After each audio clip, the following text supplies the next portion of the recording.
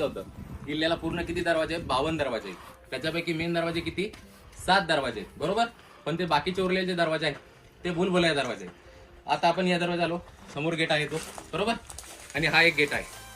आता सैनिकांना, काही सैनिक इकडे येणार, बरोबर, आणि काही सैनिक सरळ जाणार. म्हणजे जसे जसे सैनिक खालून वरती येतोय आपण, ज्यांनी कोणी हा गड बांधलाय समजा यादवांनी, बरोबर, त्यांनी काय केलंय की सैनिक कमी कसे करता येईल यावर भर दिली आहे, जेणेकरून ते लढाई म्हणून करायची आपल्याला या किल्ल्यावरती.